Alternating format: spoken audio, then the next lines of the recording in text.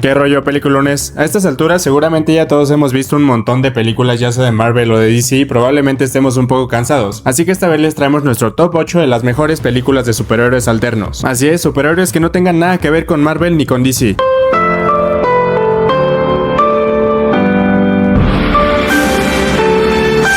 Y nuestra sexta selección es Brightburn. ¿Alguna vez te has preguntado qué pasaría si Superman hubiera decidido usar sus poderes para el mal? Bueno, esta película se atreve a responder esa pregunta con una visión oscura y perturbadora del mito del superhéroe. La película nos presenta a Brandon Brayer, un niño que llega del espacio y es criado por una familia en un pequeño pueblo, casi como la clásica historia de Clark Kent. Pero a diferencia del Hombre de Acero, Brandon empieza a descubrir sus habilidades con un lado mucho más siniestro. Lo que en otros relatos sería motivo de esperanza, aquí se convierte en miedo. Uno de los puntos más interesantes de la cinta es cómo juega con el género del terror. No es solo una película de superhéroes alternativa, sino una historia de terror que mezcla el qué pasaría si con escenas realmente tensas, violentas y gráficas. Es como ver una pesadilla disfrazada de cómic. Brightburn aprovecha el contraste entre lo cotidiano y lo sobrenatural. Ese pequeño pueblo americano con campos abiertos y casas tranquilas se convierte en el escenario de un terror imparable. Cada aparición de Brandon con su máscara y capa roja transmite amenaza y simboliza que el poder, sin control ni moral, puede ser el verdadero monstruo. Y al final la película no busca héroes ni redenciones, nos deja con la idea inquietante de un mundo que no pudo detener a un niño convertido en un villano absoluto, y esa simple premisa es lo que la hace destacar dentro de un género tan saturado de historias de superhéroes. Vamos con el quinto puesto de este top. Megamente. Esta es una de las películas que con el tiempo se han convertido en una especie de clásico de culto. Estrenada en 2010, llegó en una época en la que las películas de superhéroes apenas estaban despegando en el cine moderno, y lo curioso es que siendo animada hizo una propuesta que muchos live action todavía no se han atrevido a hacer: darle el papel protagónico a un villano. Su premisa es tan sencilla como brillante. ¿Qué pasa cuando el malo gana? Megamente logra derrotar a Metroman, su eterno rival, y por fin conquista la ciudad. Pero lo que parecía el final feliz de su historia se convierte en el inicio de una crisis existencial. Porque ¿qué sentido tiene ser el villano si ya no hay un héroe a quien vencer? Ahí es donde la película brilla, porque no solo es comedia y acción, sino que reflexiona sobre temas muy humanos: la soledad, el propósito y la posibilidad de cambiar quién eres.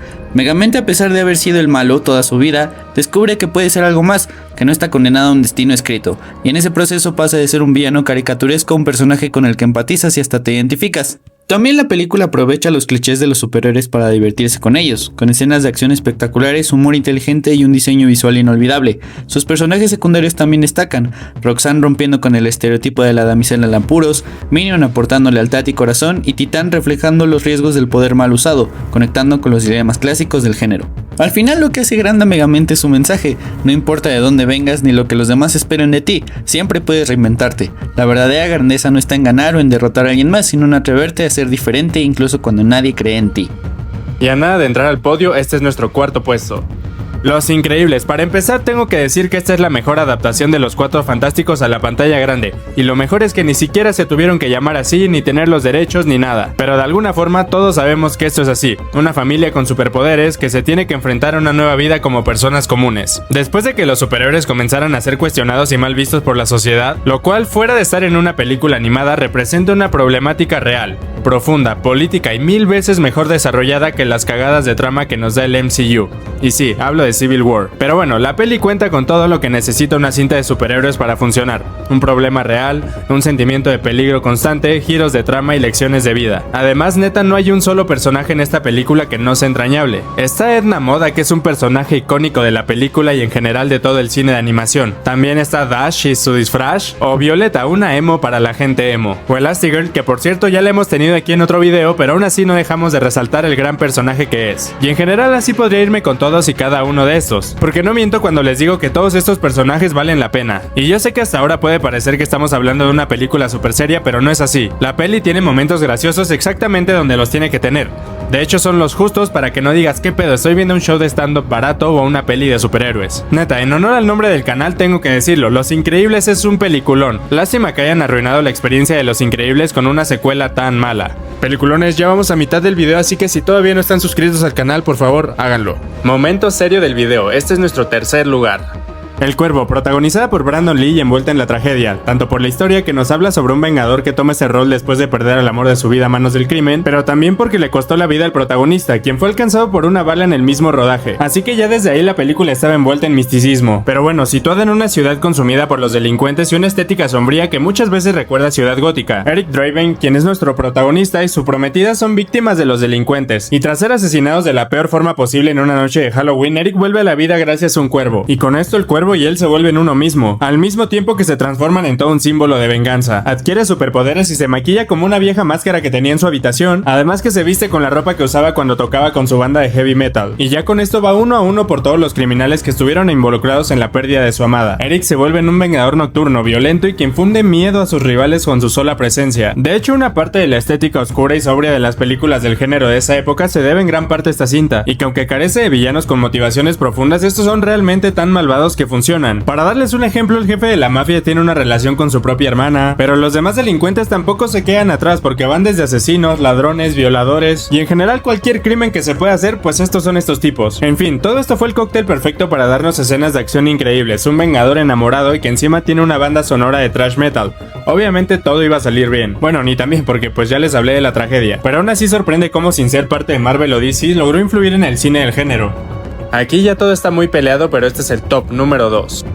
Glass, que en sí es una trilogía, conformada por El Protegido, Fragmentado y obviamente la última, Glass. Tenemos 3 películas, cada una en géneros diferentes, pero que al final cuentan una historia conjunta de superhéroes, aunque eso sí, muy a su estilo y muy lejana de las tradicionales, aunque mantiene lo básico. Un señor supergenio, un señor superfuerte y otro señor extrañamente superfuerte, pero que toma el lugar de villano. Elijah, quien es interpretado por Samuel L. Jackson, sufre de ser alguien extremadamente frágil, pero también extremadamente inteligente, y es él quien plantea una premisa muy sencilla, pero que le da sentido a toda la saga, pues dice que si hay una persona increíblemente débil como él, seguramente también debe haber una persona increíblemente fuerte por allá afuera. Y es ahí donde entra Bruce Willis, quien tiene super fuerza, pero vemos cómo descubre sus capacidades. Y sobre todo lo hace en un mundo que no cree en ellas, ni siquiera él mismo se siente capaz de eso. Una película que mediante la depresión, la crisis de identidad y un juego mental constante sobre Bruce Willis hace que termine por aceptar su don y su rol de héroe. Pero esto pasa al mismo tiempo que descubre que Elijah planeó toda su vida sin importar quitar vidas inocentes con tal de probar su punto. Y después saltamos a la otra película donde llega Kevin, un personaje creepy que tiene 23 personalidades distintas, y hay de todo, unas son amigables, otras representan un verdadero peligro, incluyendo una bestia, personalidad que literalmente lo vuelve en un monstruo violento y salvaje, la cual después toma el control del cuerpo de Kevin y desata el caos en la ciudad. Una vez con esto planteado, llegamos a Glass, donde vemos cómo se juntan las películas previas en un psiquiátrico, lo cual es parte del plan maestro de Elijah, quien logró juntar a su héroe y bestia en un mismo escenario para vivir como en los cómics, porque sí, Elijah aquí es un friki de las historias de superhéroes, y aunque ambos están en el hospital, vemos cómo los dos dudan de lo que son, se les juzga como locos y se les hace creer que realmente no tienen superpoderes, pero al final nada de esto sirve porque todo se sale de control gracias a Elijah, quien por fin logra poner a pelear a sus dos personajes, aunque esto le cueste la vida, pero no importa porque muere realizado ya que logró probar su punto. En ese mismo caos le disparan a la bestia, Bruce Willis es ahogado y todos mueren, y aunque parece que ya todo está terminado, llega un giro de trama que lo cambia todo, pues vemos cómo la doctora sí creía en los superhumanos, pero era un riesgo para la humanidad que esto se supiera, y otra vez cuando crees que ya todo terminó, toma, resulta que una vez más, aunque Elijah ya esté muerto, sale vencedor, pues su verdadera misión, más allá de probar su punto, era que el mundo reconociera a los superhumanos, así que antes de morir filtra todo y así termina esta increíble saga, que bajita la mano dejó un universo cinematográfico de superhéroes alternos que funciona a la perfección.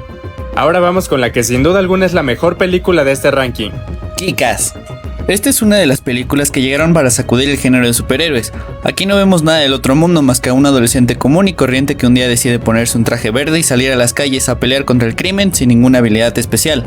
Lo interesante es que la película cuestiona la idea misma de ser un héroe. ¿Qué pasa cuando alguien con buenas intenciones se enfrenta a la violencia real? La respuesta está en un tono que mezcla comedia negra con crudeza y que incluso se burla de los clichés de los cómics, pero al mismo tiempo les rinde homenaje.